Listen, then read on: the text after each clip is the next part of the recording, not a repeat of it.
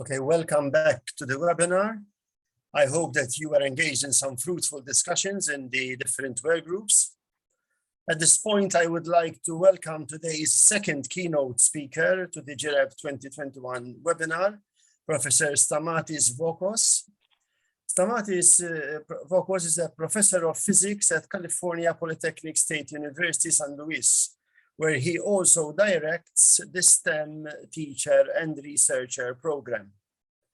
In the last 25 years, he has directed several multi-institutional projects on the learning and teaching of physics, and has contributed to local and national science reform efforts in grades K-20, leading teacher education and enhancement programs in Washington State, in which around 2,000 pre-service and in-service educators have participated.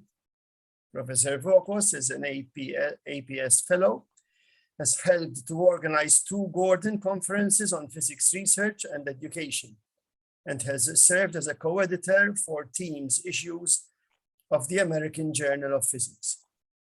He was a member and the 2-term chair of the AAPT Committee on Research in Physics Education, member of the AAPT Committee on Graduate Education, and the chair of the AAPT Physics Education Research Elections Organizing Committee.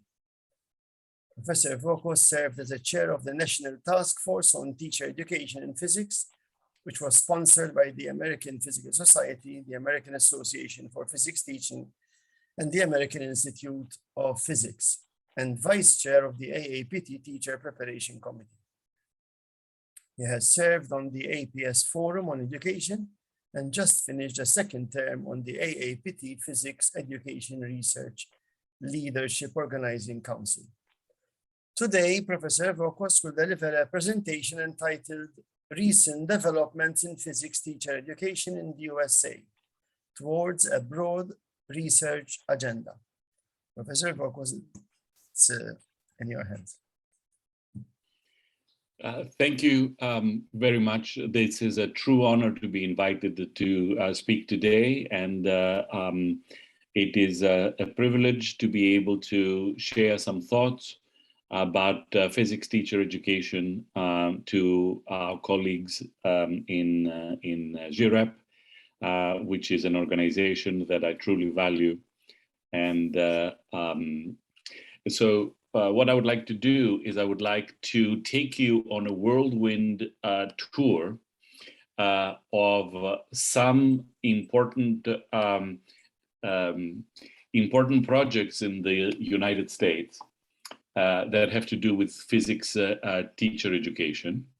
It is going to be truly, we're going to visit lots of different places, and my hope is to be able to concentrate on some things that would be of special interest to our colleagues outside of the United States, but things that I think are significant that might guide your thinking. As I have found the work that is happening right now extremely influential for my own thinking. And so this is actually the whole point of these kinds of meetings, is to be able to think about how do we share ideas and how do we build on each other's work. So despite the fact that my name appears here, I would like to mention that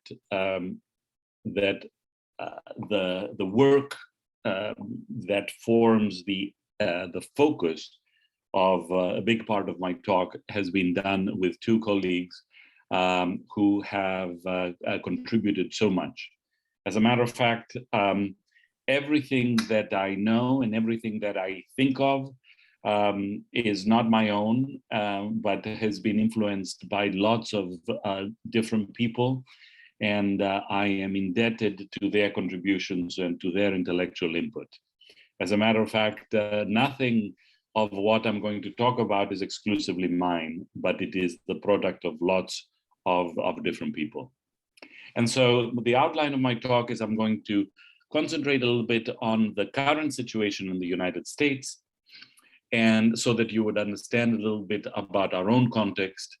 And then I'm going to look at the physics teacher pipeline, and I will share with you some exciting projects which are happening at each part of the pipeline. And I would then concentrate on some part of that to tell you about the work that I'm involved in.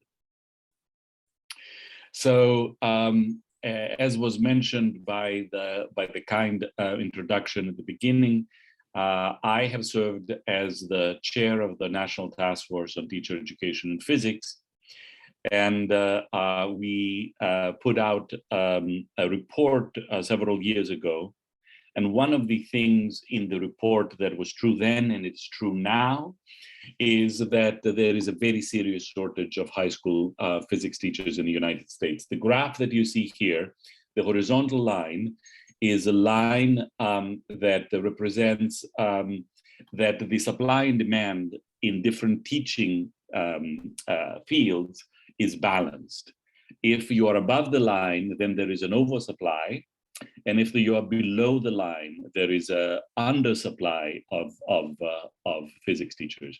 And so you can see there that physics is deeply in the negative side, and it is one of the most seriously impacted fields. This is another graph which actually shows that not only do we not have enough physics teachers, but the preparation of teachers who teach physics is not as good as we would like it to be.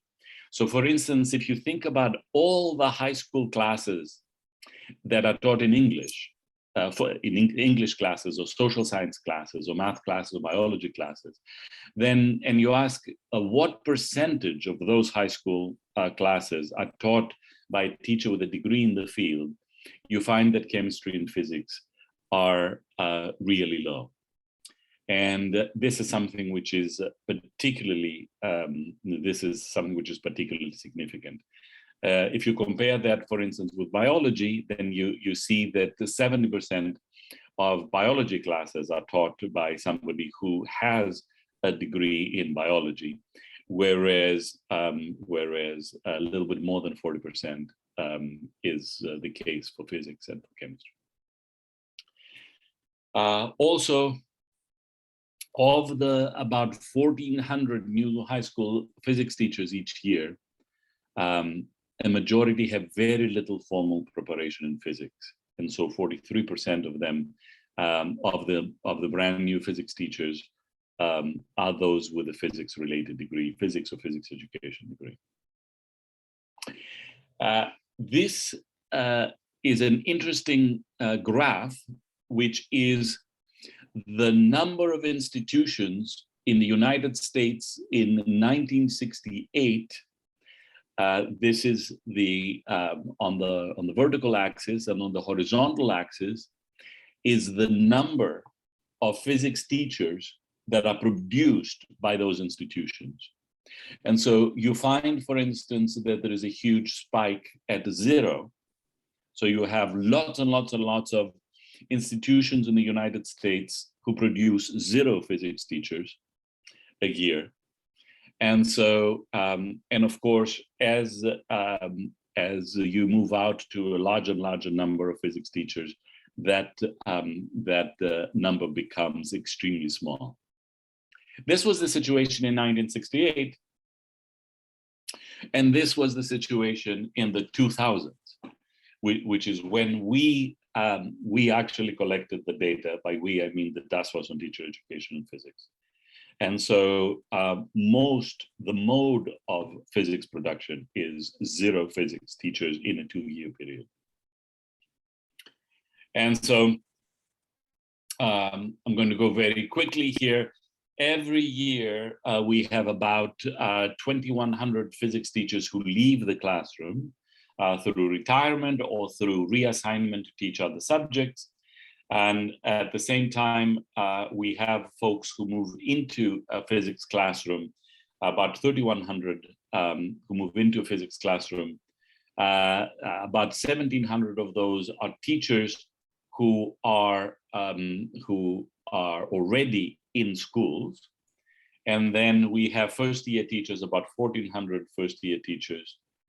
And out of those, a very, very small number of them are the ones who are produced by physics departments who have a significant involvement, where physics departments have significant involvement in the preparation. Now, not all, not everything is actually bad. There is a very significant, long-standing project in the United States that has made significant impacts on this problem. And so this is the PhysTech program. It is a program that is a joint program of the American Physical Society and the American Association of Physics Teachers.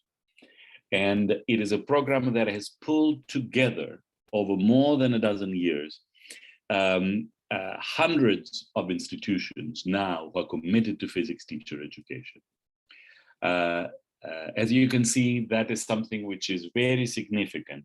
Systemic problems need systemic solutions. And so this is a systemic solution to the problem. And so the PhysTech program has, as I mentioned, has pulled together a powerful coalition dedicated to the preparation of physics teachers. It disseminates evidence-based practices. There is an international conference that happens every year. By the way, the hundreds of institutions that are members of the coalition are mostly American, but there are other institutions from other parts of the world who are also members of this coalition, and so that they are part of the international discussion about physics teacher formation. In addition, for the purposes of our conference, which concentrates on research, is that PhysTech is not just a project which looks at things programmatically, but also which supports scholarship around every part of the physics teacher outline, the pipeline, sorry. And so in particular, when you think about the recruitment of physics teachers, what kind of practices work and for which institutions, under which conditions.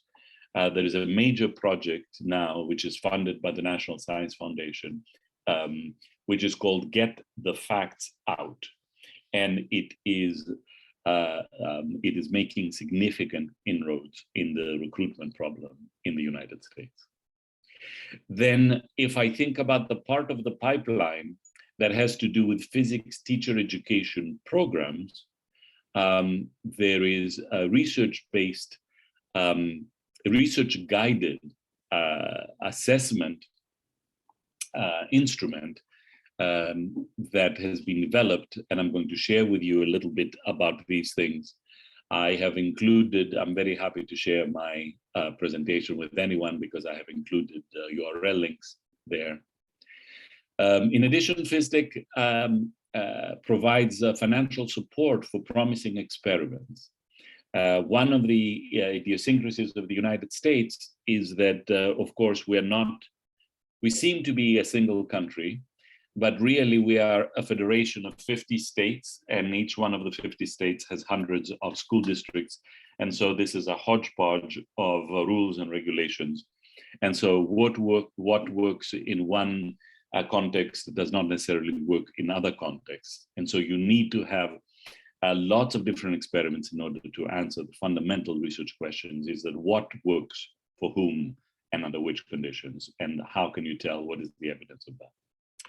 It is also, PhysTech also publishes books of scholarly work, but also books for practitioners, for people who are interested to use physics education research or research discipline-based educational research around the development of effective programs for physics teacher education. And so I'm going to switch now. I'm going to switch now, and I'm going to go and show you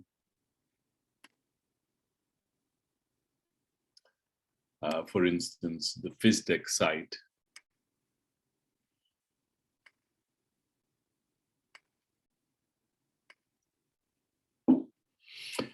And so here at the FISTEC site, it is truly a plethora of resources for that might be relevant to our colleagues all over the world. And so there are resources around how do you get institutional commitment to physics teacher education? How do you develop leadership? How do you get physics departments to work together and to play well with education departments? How do you bridge the gap between disciplinary departments and teacher education programs? How do you recruit? What kinds of knowledge and skills? I'm going to come back to that in a moment. How do you provide mentoring of fledgling novice teachers? How do you support them? How do you assess your program? How do you bring the voice of master teachers to the university, to the physics department, in the form of teachers in residence? And then I'm going to come back and I'm going to speak about learning assistants, and I'm going to also show you the rubric, the assessment rubric that I mentioned. So I want to share a different tab.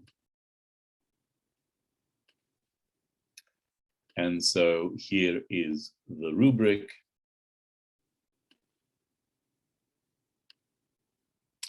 And as I mentioned, this rubric has been developed by looking at the literature on what are the important parts that support physics teacher education.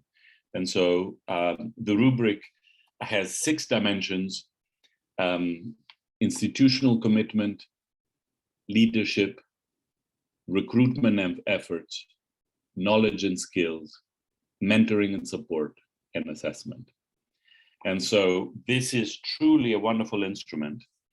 And because I have worked in the area of construction of instruments, I know that instruments, many instruments, all instruments that I know actually, have been used for the purposes for which they were developed, and have been used, unfortunately, for the purposes for which they were not intended.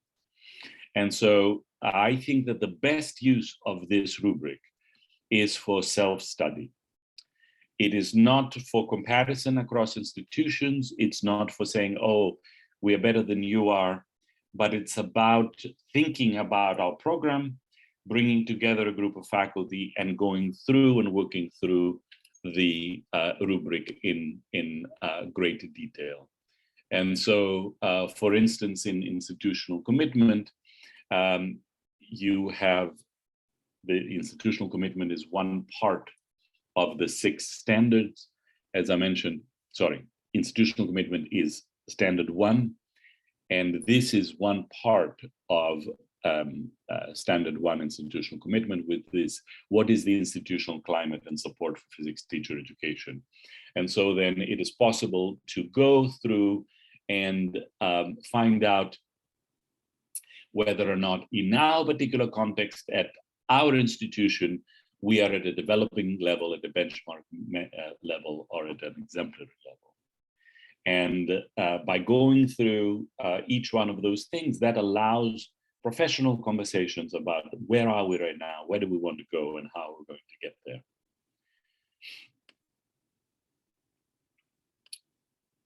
So I also want to share with you another wonderful project, which is called, as I mentioned, Get the Facts Out. Get the Facts Out is a project to reach out. I know, because I've been part of not just US-based collaborations and projects, but I know that that Europe also faces a shortage. This is not true in every country in Europe, but it is true in many different countries in Europe that there are shortages of physics teachers.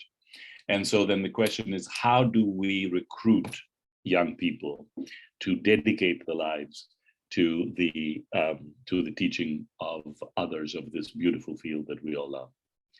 And one of the things, of course, that this has done, because this is an outreach program, it is to try and find out, in the same way that we find out what are the difficulties and what are the conceptual knots that the people face when they are learning a particular field, subfield of physics.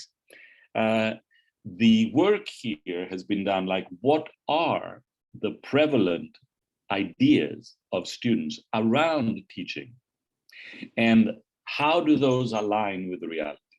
So, for instance, one of the things that the Get the Facts Out does is it has developed different presentations to be given to students.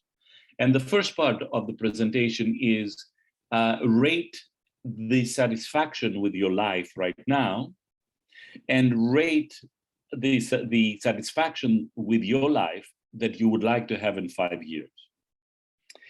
And students, they provide their answer, and then they are shown different kinds of subfields, where different kinds of subfields are with respect to that satisfaction. And so I want to share with you what the situation is.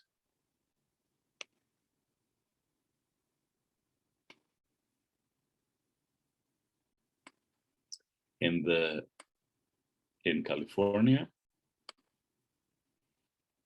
because again, this is something that it is important to think about in the particular context.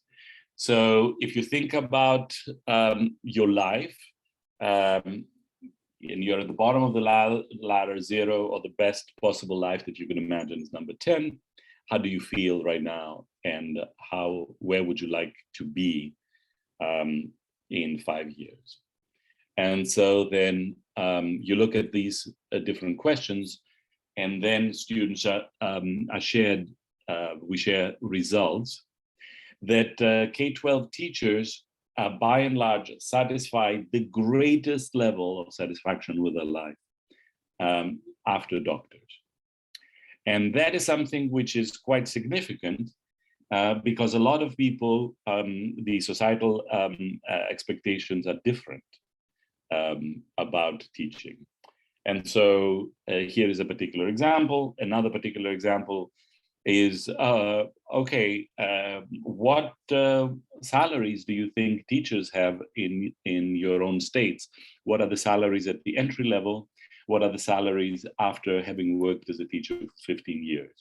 And then people guess, and then they're shown the results, and they're very surprised to see that teachers, especially middle career teachers, are paid very well, which is not something that they expect.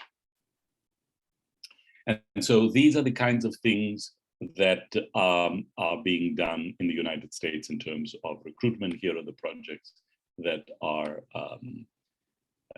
being done. All right. I would like to go back to my presentation.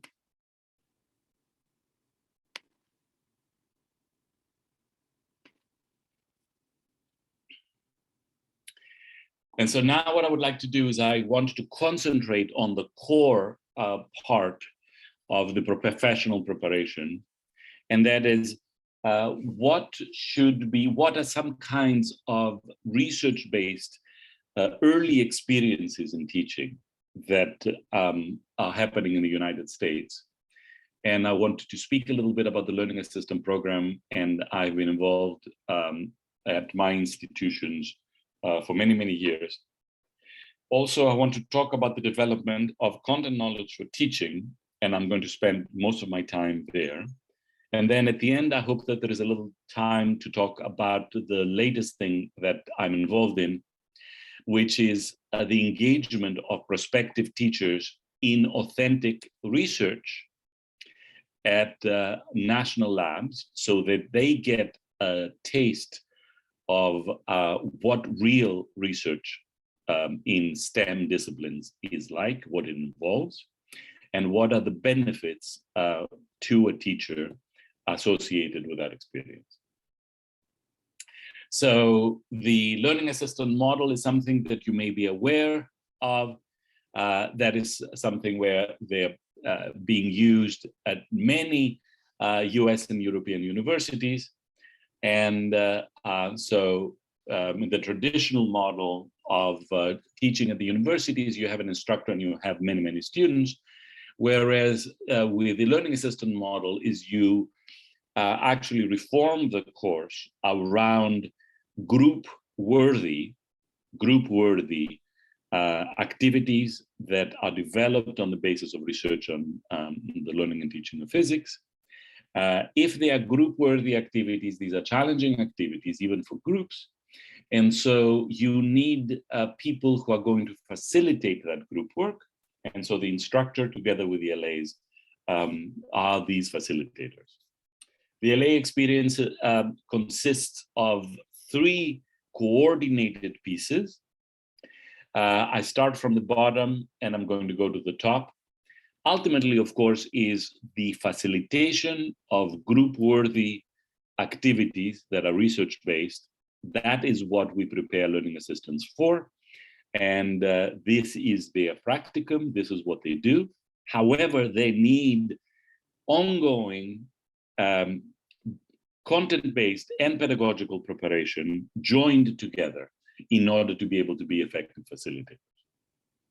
So there is content preparation every week, and there is also a concurrent pedagogy seminar, which is the learning assistant course, where they learn about questioning strategies, about how do you promote discussions among group members, how do you engage the group in formative assessment, what do we know about how people learn physics, and then they also engage in weekly teaching reflections.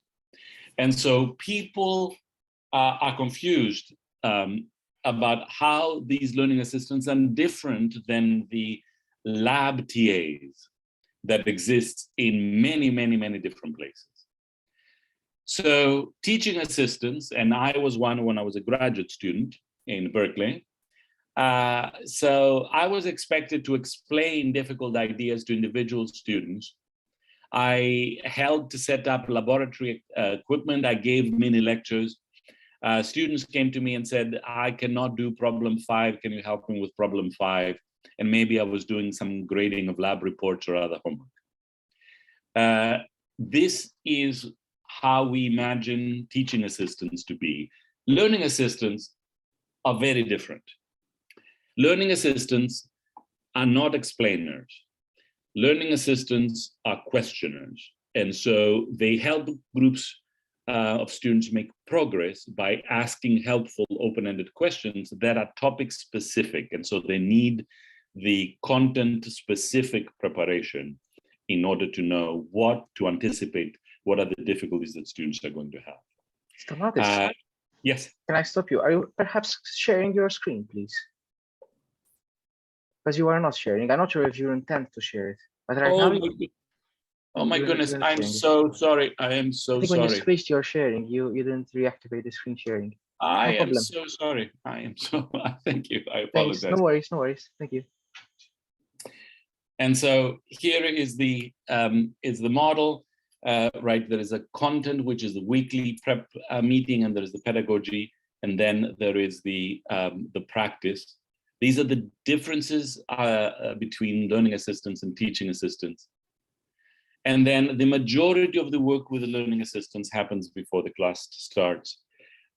This is where education and content professors provide ongoing job-embedded preparation for these undergraduate students who are helping their peers.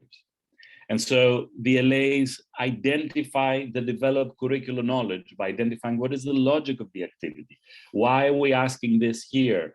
Why are we not going to intervene here, but we're going to let students go on with maybe a wrong idea that they have expressed, because we know that that idea, that the curriculum is going to address that idea later on. They learn to anticipate student ideas. They learn how to elicit student ideas. So you can imagine that this kind of low stakes preparation for teaching is something that students can try at the university level before they're even committed to becoming teachers. And so this is a wonderful recruitment strategy. There is again, a large systemic effort to support programs with learning assistants. And this is the Learning Assistants Alliance. And so this is something which is, it is a wonderful website where one can get a lot of information. In particular, at that website, there is a possibility of putting your course onto that website. You register your course onto that website, and you can actually give conceptual inventories. And the information that you get back is how did your students do on those conceptual inventories. So what does research say? There was a brand new paper that came out that I have referenced at the bottom of my screen, and incorporating learning assistants in university reform courses increases the number of STEM teachers in the institution, improves student learning in LA facilitated courses, and it changes faculty. It changes the professional vision of faculty about what student-centered instruction needs to be. Because you cannot use the LAs if you are going to stand up and lecture for an hour. Your LAs are not going to be useful at all. And so then you need to change your instruction in order to best use that. So these are big initiatives that are happening in the United States around teacher preparation, about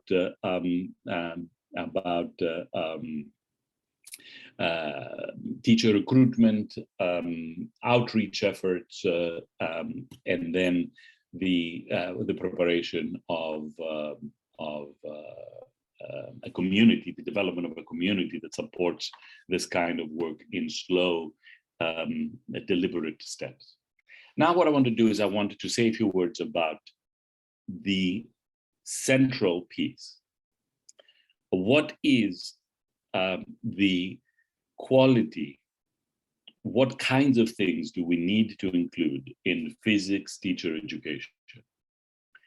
And so I've been involved for many years in efforts to operationalize and measure an elusive construct, which is called content knowledge for teaching.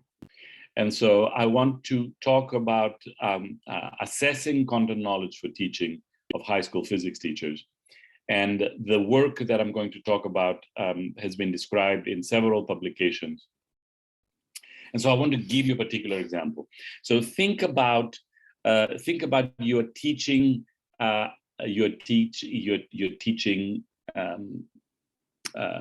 powers of numbers in school. Probably in the United States, this would be done in upper elementary school. And so here's a conventional content question, and that is, which exponential expression is equal to 4, right? Okay, so if I know how to do this, I can actually pick the answer, that this is a content question. But now let's think about a different kind of question. Ms. Hupman is teaching an introductory lesson on exponents. She wants to give her students a quick problem at the end of class to achieve a particular goal. What is the particular goal? To check their proficiency in evaluating simple exponential expressions. Of the following expressions, which would be the least useful in assessing student proficiency in evaluating simple exponential expressions? And so somebody who knows how to do this mathematical task knows the answer to the previous question, but as a teacher, I also need to know which of those choices would not be very useful for me to use as a exit ticket, for instance. And so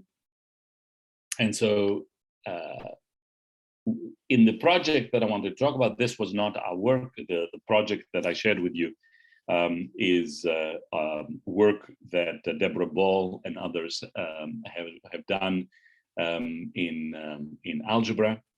So our project had certain research questions, which is, what is the content knowledge for teaching that teachers need in order to successfully teach energy to students in high school physics classrooms, in particular to the first physics course, the first mechanics course in high school physics classroom. So what is the specialized way in which teachers of high school physics would need to use content knowledge around energy, but for teaching? To what extent can valid and reliable assessments of CKT energy be designed? To what extent is CKTE used in instructional practice? And then to what extent is evidence of CKTE as measured through an assessment of teacher knowledge? To what extent would it be related to CKT-based measures of how these ideas are enacted in the classroom, and then how student learning is affected? To what extent can CKTE be strengthened through professional development? And then in what ways are the project research and development approaches applicable in other physics topics and other science disciplines? So here's a particular question. Again, the structure of the question, I'm not going to go through the question, but the structure of the question is that it is embedded in a classroom. The question context is embedded in the classroom. The respondents are given a particular goal that the teacher in the classroom is trying to achieve. And then there are some questions. Some of those questions are content questions, and some of those questions have to do with interpreting student statements. So this is the model that we use for content knowledge for teaching, and we actually use the Ball et al. Egg diagram, as we call it. This is the subject matter knowledge, this is pedagogical content knowledge. I know that there's been a lot of work in Europe that has been done in terms of PCK. And so I hope that this work actually contributes to that research agenda. And so actually, I'm looking at the time and I'm going to get, these are particular ways in which content knowledge for teaching energy is exemplified. But here is the crucial part of what I want to say. PCK, sometimes when we talk about pedagogical content knowledge, I am not sure if we all have the same conceptual picture of what we mean. And so we operationalized our work by saying, pick a particular content area. For us, it was energy in the first high school physics course. Then think about what are the student energy targets? What do you want students to know and be able to do at the end of that instruction? And then think about the tasks of teaching that have to do with the content. And so we came up with a list of tasks of teaching. And then when you actually look at the interface between those tasks of teaching, one of which is interpreting productive and problematic aspects of student thinking and mathematical reasoning. If you look at the intersection between that task of teaching and a particular learning target, then that is the way where CKT resides. And so that has allowed us, this operationalization allowed us to develop assessment questions. So here's a particular statement that we actually lifted from video of a student's classroom. A student said, I was thinking about the work done on the larger block. I think both gravity and the string could be doing work on that block, but doesn't the work by gravity come from the gravitational energy of the block and the earth? So the teacher needs to be able to parse those statements, find out what the productive and problematic aspects of student thinking is, and then invent a response. And so, for instance, we could set up, we could ask, we could give a particular kinds of a question about a physics phenomenon, and then we could have a student statement, and then the question could be, out of the following 4 instructional responses, which one do you think would be the least helpful in order to deal with the student need? And so the respondent would need to identify the need, and then we needed to come up with an instructional move in order to address that need. I want to finish because I know we started a little bit late, but I want to be respectful of our time. So I wanted to say that one of the big findings that we found is that there are 2 types of discipline of content knowledge, of teaching, that are associated with disciplinary knowledge. One is foundational and one is elaborative. The foundational parts, we provide evidence that if a teacher does not have that foundational part, they are not likely to be able to help students make progress. But if they do not have the elaborative disciplinary content knowledge for teaching, as long as they are pedagogically sophisticated, they can help students make progress. That has a huge implication for physics teacher education, and that actually says that we only need to concentrate on foundational aspects of physics and not on the elaborative parts. So physics teacher education and physics teacher professional development had better really root its logic model on this foundational content knowledge for teaching. So I took you on a whirlwind tour of many different parts of physics teacher education that has different parts of a research agenda.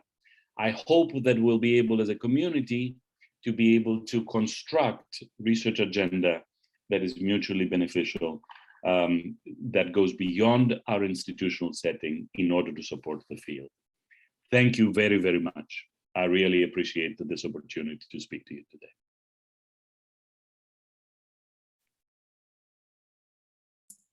Thank you very much, Stamatis, for your interesting and very insightful presentation. Also something that can be applied to many, many different scenarios. These are experiences that can help different physics education communities to work on and build, other solutions for the issue that we have regarding physics teacher education. We have some time for a question or two. Any questions that you would like to ask? There's a question in the chat. Yes, a question in the chat. All right. Yes. David, is it? David, yes. You would like to put a question to Stamatis? So the question. One question is, my question is elaborative knowledge. Can you explain better what is? Yes, I missed it. Yes.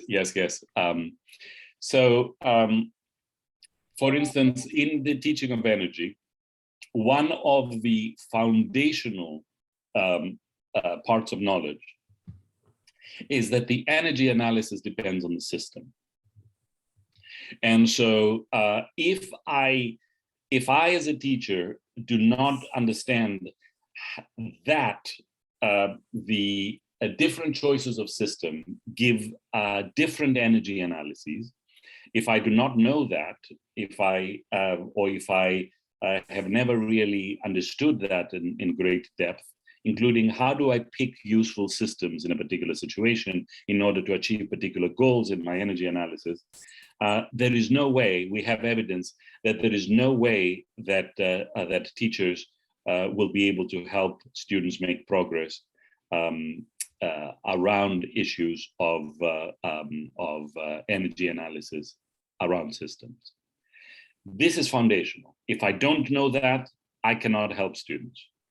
However, if I am unclear about the fact that the energy stored in a spring goes as the square of the displacement from equilibrium, then this is something that I can actually overcome in real time with students, because I will learn with them that I have made a mistake, and so I can actually repair that, and I can make useful suggestions about what kind of experiments could students do in order to resolve their inconsistencies. So that is an example of a foundational knowledge versus elaborative knowledge.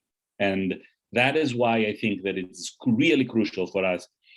We do not know what is the foundational knowledge in each one of the large topical areas in physics, and we need to identify through research what makes some knowledge foundational, what makes some knowledge not elaborative. Thank you very much. Okay, David? It's quite tricky. It is tricky, yes, absolutely. Okay, thank you once again, Stamatis. If anybody wishes to discuss or ask further questions, one can I always think there is contact another question in the chat, Charles. I didn't. Reasons for the decrease on physics teachers in USA and Europe. What are the reasons for the decrease on physics teachers in USA and Europe? I can answer the question for USA. I do not really know, because I'm sure that there are contextual issues in Europe. It is not a decrease. We have never, ever prepared enough physics teachers in the United States. This has caused a vicious cycle by not having enough physics teachers, or especially by not having enough well-prepared physics teachers who understand, who have the physics habits of mind and the habits of an effective physics teacher. Physics is taught in high school as a collection of facts and formulas that is completely disconnected with student experience. And so many students are completely turned off from physics. And so then they do not actually pursue, they do not imagine themselves as doing this to other people later on. But if you build supportive, research-based environments, which really depend on rich sense-making and deep conceptual understanding, then you find that you can actually build a very strong physics teacher education program, and you can recruit lots of people. Lots of people will teach physics, even though they do not intend to teach physics. So the goal is to actually catch them earlier. Yes, Joe? Yes, I was just thinking, how is the pay for a physics teacher or any other teacher in the USA? Is it good? Is it comparable to other jobs? So That can be maybe another issue.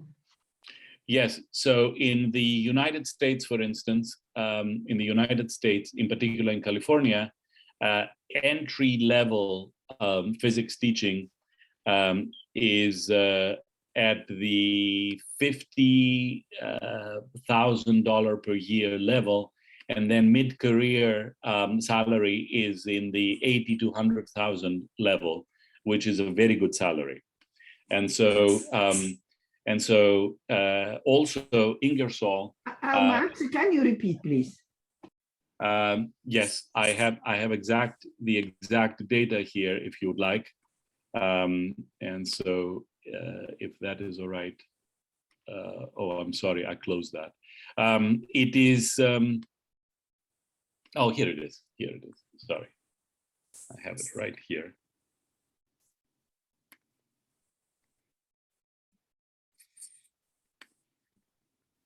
This is part of the Get the Facts Out work, for instance, and we have done it for our area here.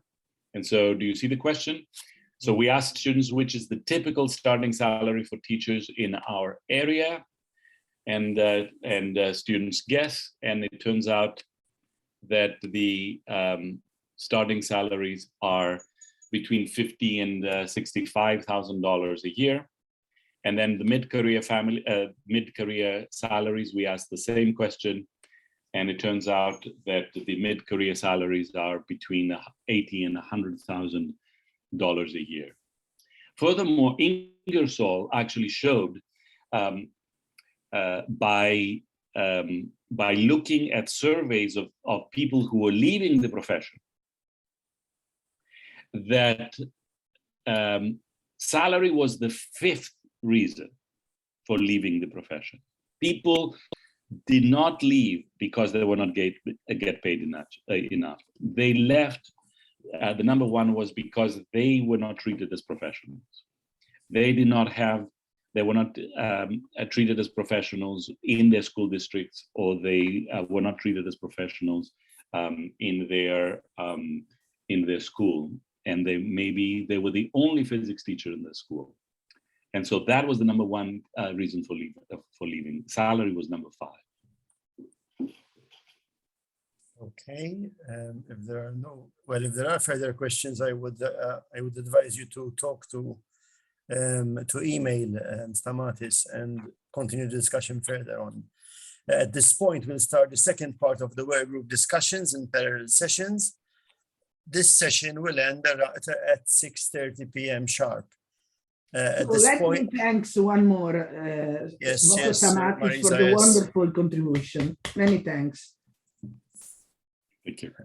At this point, we would have reached the end of day 2 of the GIREP Webinar 2021, and we look forward to the third and the final day of this webinar. So we'll meet tomorrow at around 3. Okay, Anthony from... Yes, can I add just very short comment? 3 comments in particular. The first one is that, so at Spotlight, the first one is that for now, for the work group meetings that start in a minute, you need to use the last links that worked. Okay, I know there were some issues, but we need to use the last meeting that worked. Okay, and for tomorrow, this is very important. We do not meet here at the plenary here, but first we meet at the work group meetings. So I will send you an email tomorrow at some time in the morning, and probably late morning, also to give you the full links for tomorrow where you first meet. Then at 4:30, we meet here at the plenary, which is the same webinar link that you use every day for, like, for example, this one. Okay, thank you. That's all.